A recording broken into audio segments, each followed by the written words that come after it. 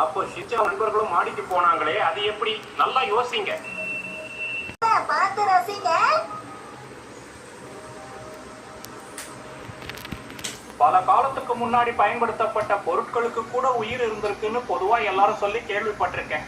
உதாரணத்துக்கு இந்த பொம்மை, இத சின்ன வயசுல இருந்தே நான் பயன்படுத்திக்கிட்டு இருக்கேன். வணக்கம், நான் ஒரு மாடு, என்னோட பேரு மோரிஸ். அட, இது பேசுதே.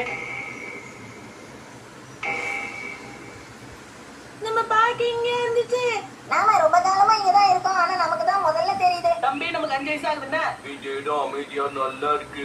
மணி 3 ஆகுது. இப்ப நம்ம எல்லாரும் இங்க விளையாடலாமா? நான் தான் ஃபர்ஸ்ட். ஓ, நானும் வரேன்.